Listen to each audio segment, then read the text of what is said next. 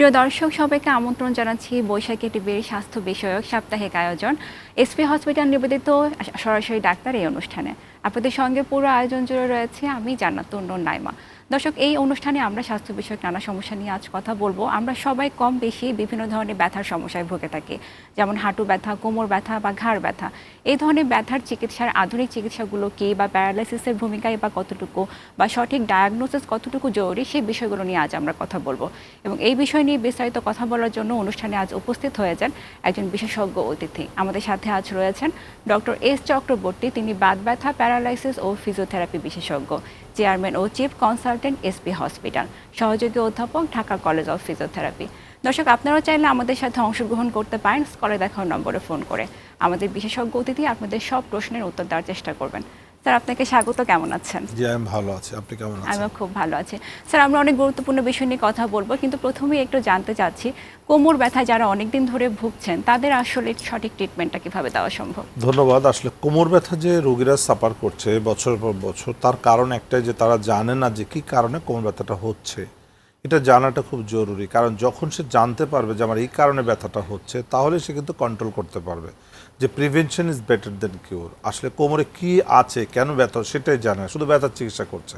তারা দোকান থেকে ওষুধ কিনে খাচ্ছে, যেখানে সেখানে ওষুধ দিচ্ছে, ব্যথার ওষুধ দিচ্ছে, ক্যালসিয়াম দিচ্ছে, ফলে কী হচ্ছে, সে আস্তে আস্তে আরও খারাপের দিকে চলে যাচ্ছে। যেটা রিসার্চ বলছে, কোমর ব্যথা রোগীরা যদি ব্যথার ওষুধ খেতে থাকে দিনের পর দিন, তাহলে সে আস্তে আস্তে আরও খারাপের দিকে যাবে, আস্তে আস্তে প্যারালাইসিস বা মৃত্যুর দিকে ঢলে পড়তে পারে। সো আসলে কোমর ব্যথা মূলত দুটা কারণে হয়, একটা মেকানিক্যাল ব্যাক পেন, একটা প্যাথোলজিক্যাল ব্যাক পেন। সো আমাদের ফার্স্টলি আইডেন্টিফাই করতে হবে যে কারণটাকে, এটা মেকানিক্যাল অর প্যাথোলজিক্যাল। মেকানিক্যাল মানে হচ্ছে পিএলআইডি। যদি পিএলআইডি থাকে সেটার এক ধরনের ট্রিটমেন্ট, যদি প্যাথোলজি থাকে যেমন টিবি, টিউমার, ক্যান্সার, তার আরেক ধরনের চিকিৎসা। সো অ্যাকচুয়ালি কারণ হচ্ছে তারা না জানার কারণে এই ব্যথা নিয়ে তারা বছরের বছর সাফার করছে। সো আমরা সবসময় বলি যে কোমর ব্যথা রোগীদেরকে ফার্স্টলি আগে আইডেন্টিফাই করেন, যে চিকিৎসকের কাছে যান আগে জানতে চেষ্টা করুন যে আপনার কী কারণে ব্যথাটা হচ্ছে, সেই কারণটা সমাধান করেন, তাহলে ব্যথা থাকবে তো না। এক্ষেত্রে স্যার সঠিক ডায়াগনোসিস খুব ইম্পর্টেন্ট। তো এই সঠিকভাবে তারা যদি বুঝতে পারবে তাদের কোন ব্যথাটা হচ্ছে, তার জন্য তাদেরকে কি করতে যে হবে? আসলে কোমর ব্যথার জন্য দেখবো অনেকে অনেক পরীক্ষা নিরীক্ষা করছে, কেউ আল্ট্রাসোনোগ্রাম করছে, কেউ প্যাথোলজি টেস্ট করছে, কেউ এক্সরে করছে, বলছে যে আপনার হাড় একটু ক্ষয় হয়ে গিয়েছে, কেউ বলছে একটু জেল বের হয়ে গিয়েছে, কেউ বলছে চর্বি বেড়ে গেছে। আসলে কি এক্স্যাক্টলি দেখার জন্য আপনার এমআরআই করতে হবে, কারণ কোমরে ব্যথাটা এমআরআই করলে আপনি অ্যাকচুয়াল জিনিসটা দেখতে পাবেন যে সেখানে কোনো প্যাথোলজি আছে কিনা। কারণ স্পাইনাল কর্ডে যদি কোনো টিউমার থাকে তাহলে কিন্তু আপনার এক্সরেতে আসবে না, এমআরআই লাগবেই। যদি ডিসপ্রোলাপস থাকে, কতগুলো ডিসপ্রোলাপস, কতটুকু ডিসপ্রোলাপস, কখনো এক্সরেতে দেখতে পাবেন না, শুধুমাত্র এমআরআই ছাড়া। সো আমরা মনে করি কোমর ব্যথা রোগীর জন্য এমআরআই করাটা খুবই জরুরি।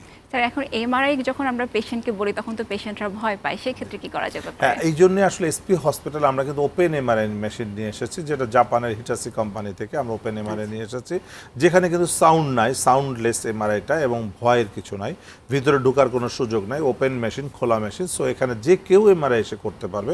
আমাদের এখানে বাইরের প্রচুর রোগী আসছে যারা এসে এমআরআই করছে এখানে। স্যার, অনেক সময় কোমর ব্যথা হচ্ছে নাকি হাঁটু ব্যথা হচ্ছে এটা কিন্তু মানুষে বুঝছে না। তো এই ক্ষেত্রে যদি ভুল ট্রিটমেন্টে আসলে কি ধরনের ক্ষতি হতে পারে না, পেশেন্ট? যেমন ভুল ট্রিটমেন্ট তো একটা মানুষকে মৃত্যুর দিকে নিয়ে যেতে পারে। কারণ অসুখ আসে কেন, যে কোনো অসুখ কিন্তু আসে রোগীটাকে মেরে ফেলার জন্যে। অসুখ কিন্তু ভালোর জন্য আসে না। অসুখ মানে শান্তি নাই যেখানে, সুখ নাই, তার মানে সেটা অসুখ।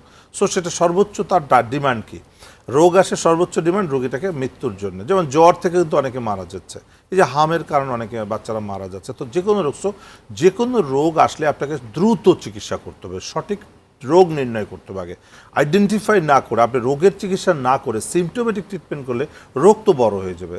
যেমন ডিসপ্রোলাপসের জন্য ব্যথা হচ্ছে, আপনি ব্যথার ওষুধ দিচ্ছেন, হাঁটাচলা করছেন, ব্যথা সাময়িক কমে থাকছে, ফলে কিন্তু জেলটা কিন্তু বের হয়ে যাচ্ছে। জেল বেশি বের হতে হতে কি স্পাইনাল কর্ড ছিঁড়ে ফেললে প্যারালাইসিস হয়ে যাবে।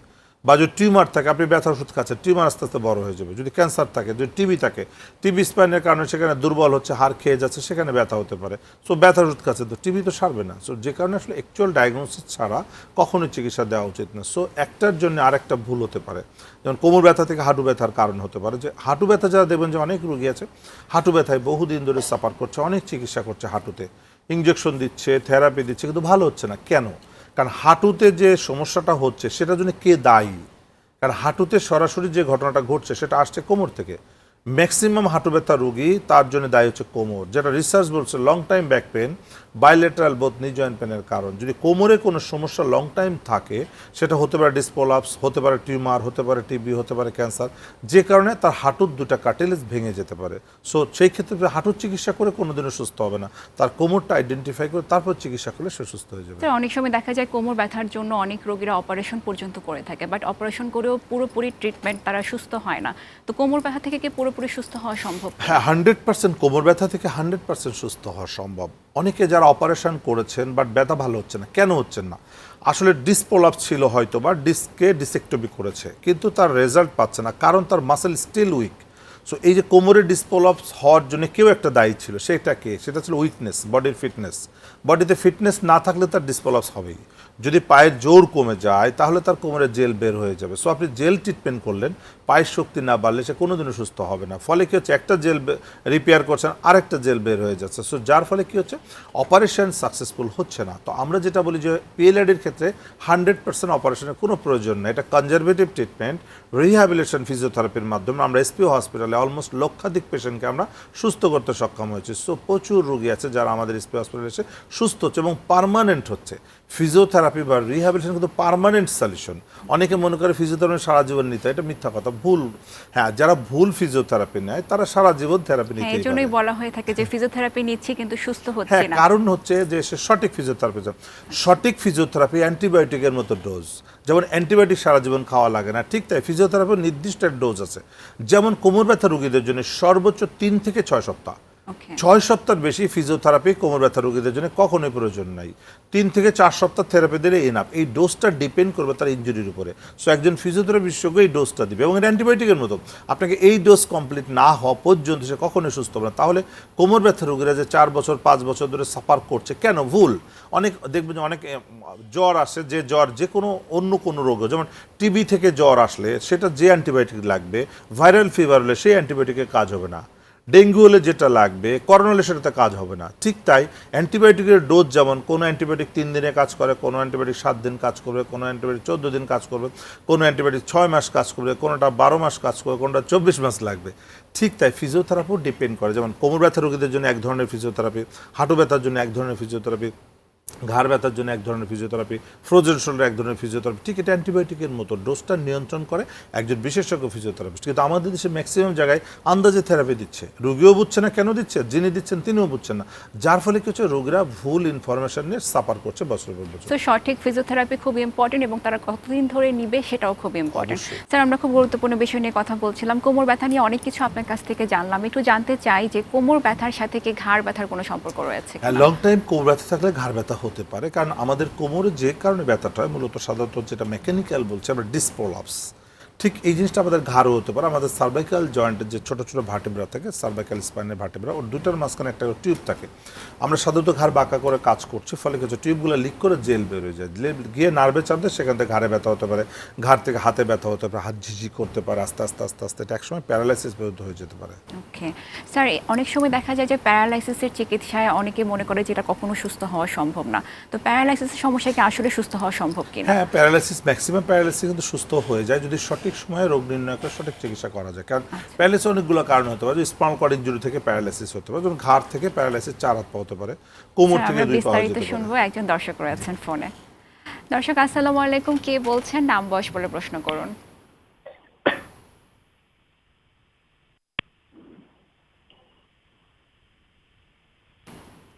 হ্যালো দর্শক, আমরা শুনতে পাচ্ছি।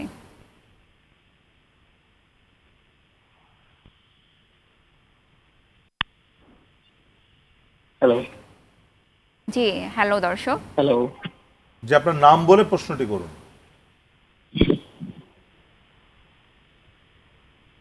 দর্শক, আপনার নামটি বলে প্রশ্নটি করুন।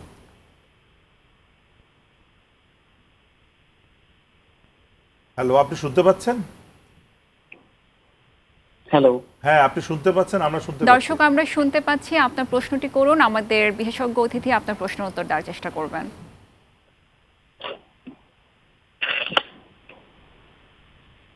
হ্যালো। যে ওনার লাইনে মনে হয় প্রবলেম আছে, আপনি কেটে দিয়ে আবার ওকে চেষ্টা করুন। দর্শক, আপনি আরেকবার চেষ্টা করুন, আমরা আপনার প্রশ্ন উত্তর দেওয়ার চেষ্টা করব।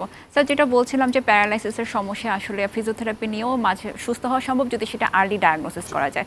অনেক সময় স্যার বুকে ব্যথা হয়, তো ঘাড় ব্যথার সাথে কি বুকে ব্যথার সম্পর্ক হ্যাঁ, রয়েছে অনেক কিনা? সময় দেখবেন যে বুকে ব্যথা হলে অনেকে বুকের জন্য কি সবাই চিন্তা করছে আমার হার্টের সমস্যা হতে পারে কিনা, হার্টের ইসিজি করছে, কেউ করছে, সব বলছে হার্টের কোনো সমস্যা নেই, বাট স্টিল বুকে পেইন আছে, চেস্ট পেইন হচ্ছে, তার হাতও ব্যথা হচ্ছে। তো আসলে সার্ভিক্যাল স্পাইনের যে লোয়ার পোর্শন ডিসপলাপস থাকে সেখান থেকে বুকে ব্যথা হতে পারে। So, অনেক রুগী আমাদের কাছে আসছে যে লং টাইম বুকে ব্যথা, অনেক ওষুধ খাচ্ছে, হার্টের ওষুধ খাচ্ছে, তো ভালো হচ্ছে না। পরবর্তীতে আমরা ঘাড়ে মারাই করে দেখি তার লোয়ার পোর্শনে C6-7-71 তার ডিসপলাপস হয়ে আছে, যেটা কারণে তার চেস্ট পেন হচ্ছে, যেখানে থেরাপি দিলে সে ভালো হয়ে যায়। সো যারা লং টাইম বুকে ব্যথা করছে তাদের সঠিক ডায়াগনোসিস করতে হবে, ঘাড়ের একটা এমআরআই করতে হবে, ঘাড় থেকে ডর্সাল স্পাইন, দেন ফিজিওথেরাপি দিলে তারা কিন্তু বুক ব্যথা থেকে তারা মুক্তি পাবে। তো বুকে ব্যথার সমস্যাকে আসলে অবহেলা করা উচিত না, একটা এমআরআই করে নিতে হবে। স্যার, অনেক সময় মাথায় ব্যথার সম্পর্ক হয়, মাথায় ব্যথার সাথে কি ফিজিওথেরাপির কোনো সম্পর্ক রয়েছে কিনা? হ্যাঁ, মাথা ব্যথাটা কেন হয় দেখেন, অনেকে বলে মাথা ব্যথা আর মাইগ্রেন, আসলে কেন হচ্ছে সেটা ডায়াগনোসিস করতে পারছে না। মাথা ঠিক আছে, নিউরোলজিস্ট বলছে ভালো আছে, চোখের ডাক্তার বলছে ভালো আছে, নাক কান গলার ডাক্তার বলছে, কিন্তু স্টিল তার মাইগ্রেন মানে ব্যথা হচ্ছে। কেন ব্যথা হচ্ছে? মাইগ্রেন তো আসলে অ্যাকচুয়ালি কোথা থেকে ব্যথাটা আসছে সেটা আইডেন্টিফাই করতে হয়। তার মানে ঘাড় থেকে একটা ব্যথা আসতে পারে মাথায়। এটা কিন্তু আগে যেটা অন্ধকারে ছিল, যেটা আমরা প্রচুর রোগী পাই, সার্ভাইকাল স্পাইনের যদি আপার লেভেলে ডিসপলাপস থাকে, যেমন C2-3 লেভেলে যদি কোনো রকম ডিসপলাপস থাকে, তাহলে সেই রোগীদের প্রচণ্ড মাথা ব্যথা হতে পারে, মাথা ধরা থাকবে এবং মেজাজ খিটখিটে থাকে। মাথা ব্যথার সাথে মেজাজ হট মেজাজ থাকে, খিটখিটে থাকে, রাতে শুয়ে থাকলে মাথা গরম হয়ে যায় এবং কোনো কথাই ভালো লাগে না, শব্দ ভালো লাগে না, সব কিছুতে সে বিরক্তকর। তাহলে বুঝতে হবে তার ঘাড়ের উপরে ডিসপ্রলাপস হয়ে আছে এবং এটা ফিজিওথেরাপিতে সম্পূর্ণ সুস্থ করা সম্ভব। আমরা প্রচুর রোগী এরকম পেয়েছি যাদেরকে ট্রিটমেন্ট করে সম্পূর্ণ সুস্থ করতে সেক্ষেত্রে পেরেছি। তারা ডায়াগনোসিসটা কিভাবে করতে যে পারবে? এমআরআই করতে হবে, ঘাড়ের একটা এমআরআই করতে, এমআরআই ছাড়া দেখার কোনো সুযোগ নাই। স্যার, আমাদের একজন দর্শক রয়েছেন ফোনে। দর্শক, আসসালামু আলাইকুম, আপনার নাম বয়স বলে প্রশ্ন করুন।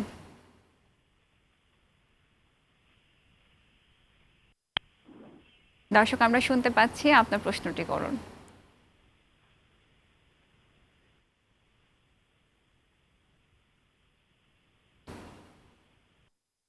দর্শক, আপনি শুনতে পাচ্ছেন আমাদেরকে?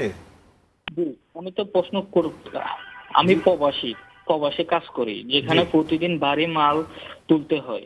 প্রায় হ্যাঁ। 1 বছর ধরে কোমর ব্যথা, যা মাঝে মাঝে পা পর্যন্ত ছড়িয়ে যায়। অনেক ডাক্তার দেখিয়েছি, ওষুধ থেরাপি নিয়েছি, স্থানীয় ভালো হচ্ছে না, জি জি স্থায়ীভাবে ভালো হচ্ছে না। এটা কি গুরুতর সমস্যা?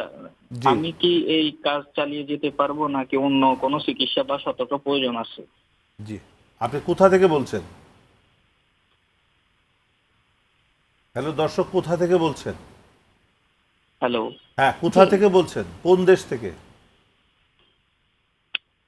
ওকে, লাইনটি জি, কেটে আমরা গিয়েছে। বুঝতে পারি যেটা উনি প্রবাস অসংখ্য থেকে ধন্যবাদ। বলছে, বিদেশে জি। আছে, কোন দেশে আছে এক্স্যাক্টলি আমরা বুঝতে পারি নাই। আমাদের প্রচুর ভাইরা আছে সৌদি, দুবাই, কুয়েত, মানে আমার প্রচুর রোগী, প্রচুর ভক্ত আছে এইসব দেশে।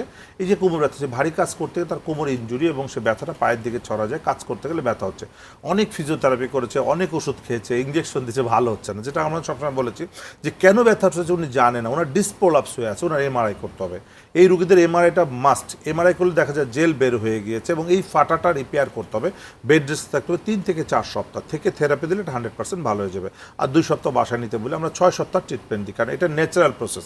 এই হিলিংটা বডি নিজে করে, এই সময়টা শুয়ে থাকতে হবে। হাঁটাচলা করলে এটা কখনোই রিপেয়ার হবে না, রিপেয়ার না হলে এই ব্যথা কোনোদিন মুক্তিও পাবে না, সে যতই ফিজিওথেরাপি দিক, যত ওষুধ খাক, যত ইঞ্জেকশন করুক। দর্শক, আমি আপনাকে সাজেস্ট করবো যে আপনি একজন ফিজিওথেরাপি বিশেষজ্ঞ দেখে একটা হসপিটালে আপনাকে 3 থেকে 4 সপ্তাহ রেস্টে থেকে ফিজিওথেরাপি নিতে হবে দিনে 4 বেলা, তাহলে এটা সম্পূর্ণ সুস্থ হয়ে আপনি আবার স্বাভাবিক কাজকর্ম করতে পারবেন। ধন্যবাদ আপনাকে। তো ফিজিওথেরাপির পাশাপাশি বেড রেস্টটাও খুব গুরুত্বপূর্ণ। রেস্ট উইথ থেরাপি, এটা কনজারভেটিভ ট্রিটমেন্ট বলা হয়। শুধু থেরাপি দিয়ে চলে গেলে হবে না, সব রোগের ক্ষেত্রে কিন্তু আবার হসপিটালে বা বেড রেস্টে থাকার প্রয়োজন না। এটা ডিপেন্ড করবে যে কেন বেড রেস্টটা নিতে হবে। যেমন ডিসপ্রলাপ যদি ঘাড়ে বা কোমরে সিভিয়ার হয়, সেক্ষেত্রে মুভমেন্ট করলেই তার এটা খারাপের দিকে চলে যায়, সেই ক্ষেত্রে রেস্টটা বাধ্যতামূলক। আবার সে হাঁটুর মধ্যে কার্টিলেজ ভেঙে আছে, সে হাঁটাচলা করলে ওখানে লোড পড়ে, আরও খারাপ হচ্ছে, আরো তো খারাপ সেই ক্ষেত্রে হচ্ছে। তাকে রেস্টে থাকতে হয়। অসংখ্য ধন্যবাদ স্যার। আমাদের আরো একজন দর্শক রয়েছেন। দর্শক, কে বলছেন, নাম বয়স বলে প্রশ্ন করুন। হ্যালো। হ্যালো, জি। জি আমরা শুনতে পাচ্ছি দর্শক, আপনার নাম বলে প্রশ্নটি করুন। হ্যালো। জি দর্শক, আমরা শুনতে পাচ্ছি, আপনার প্রশ্নটি করুন। জি, আমার কোমরে ব্যথা, ডক্টর বলেছে অপারেশন করা লাগবে। আচ্ছা। ইন্ডিয়াতে গিয়েছিলাম। আচ্ছা। এখন অপারেশন ছাড়া কি সুস্থ হওয়া সম্ভব? জি, অসংখ্য কতদিন যাবত ধন্যবাদ। ব্যথা হচ্ছে আপনার? দর্শক কতদিন কত যাবত ব্যথা? এক জি, মাস দর্শক ধরে আমরা উনি বুঝতে পেরেছি। ব্যথায় ভুগছেন, জি, ইন্ডিয়াতে ট্রিটমেন্ট ধন্যবাদ, খুব সুন্দর প্রশ্নের জন্য। ইন্ডিয়াতে গিয়েছে, বাংলাদেশে হয়নি, ইন্ডিয়াতে চলে গেছে এবং প্রচুর রোগী ইন্ডিয়াতে চলে যাচ্ছে। তো আমাদের দেশে ক্ষতি হচ্ছে, টাকা পয়সা চলে যাচ্ছে বাংলাদেশ থেকে। তো আমি সবসময় বলি বিদেশে যাওয়ার আগে একবার এসপি হাসপাতালে এসে দেখুন। এসপি হসপিটাল আসলে আমি গ্যারান্টি দিয়ে বলতে পারি ইন্ডিয়া যাওয়ার কোনো প্রয়োজন হবে না। যে ওনাকে বলেছে অপারেশন লাগবে, যেটা ডিসপ্রোলাপসের কখনোই অপারেশন প্রয়োজন না, যেটা আমরা বলছি 100% অপারেশন ছাড়া 3 থেকে 6 সপ্তাহ ফিজিওথেরাপি বা রিহ্যাবিলিটেশন ট্রিটমেন্টের মাধ্যমে আমরা এসপি হসপিটালে সম্পূর্ণ সুস্থ করতে সক্ষম হচ্ছি। দর্শক, আপনাকে অপারেশনের প্রয়োজনে আপনি 3 থেকে 4 সপ্তাহ বেড রেস্টে থেকে ফিজিওথেরাপি দিতে হবে। অবশ্যই হসপিটালে ভর্তি থেকে এসপি হসপিটাল আপনি এসে দেখা করবেন, এখানে আমরা ট্রিটমেন্টটা করলে ইনশাল্লাহ সুস্থ হয়ে যাবেন, আপনার বিদেশে যাওয়ার কোনো প্রয়োজন হবে না। ধন্যবাদ আপনাকে। স্যার, আমরা অনুষ্ঠানের একদম শেষ পর্যায়ে চলে এসেছি। আমাদের সময় স্বল্পতার কারণে অনেকেই হয়তো বা আমাদের ফোনে পাচ্ছেন না, তো তারা আপনাকে কিভাবে পাবেন সেটা যদি আপনি একটু বলে দিতেন। যে দর্শক, আমি SP hospital Shyamoli ring road, ওখানেই বসি সকাল 10টা থেকে 2টা এবং বিকাল 5টা থেকে রাত 9টা প্রতিদিন, শুক্রবার সব প্রতিদিন আমি থাকি। ওখানে আসলে আমাকে পাওয়া যাবে। নিসিস কলে যে কোনো নাম্বারে ফোন করে সিরিয়াল দিয়ে আসতে পারেন, অথবা আমার নাম্বারটা বলে দিচ্ছি দর্শক, ওটা লিখে রাখবেন। এই নাম্বারে ফোন করে আমার সঙ্গে কথা বলে সিরিয়াল দিয়ে আসতে পারবেন। 0179-355-7825। আমি আরেকবার বলছি, 0179-355-7825। এই নাম্বারে ফোন করে আমার সঙ্গে কথা বলে আসা যাবে। ধন্যবাদ সকলকে। স্যার, আপনি অনেক চমৎকার করে অনেকগুলো ব্যথার সমস্যা আজকে আলোচনা করেছেন, যেটাতে আমাদের দর্শকরা অনেক উপকৃত হবেন। সাধারণত আমরা সবাই কোমর ব্যথা, হাঁটু ব্যথা, ঘাড় ব্যথা আমাদের খুব কমন একটি সমস্যা। আপনাকে অসংখ্য ধন্যবাদ, আপনি আমাদের অনুষ্ঠানে এসেছেন। আপনাকেও ধন্যবাদ। প্রিয় দর্শক, আমাদের আজকের আয়োজন এ পর্যন্তই। আপনাদেরকে বৈশাখী টেলিভিশনের আগামী পর্ব দেখার আমন্ত্রণ জানিয়ে আমি বিদায় নিচ্ছি। সে পর্যন্ত সবাই ভালো থাকুন, সুস্থ থাকুন, বৈশাখী টিভির সাথেই থাকুন। আল্লাহ হাফেজ।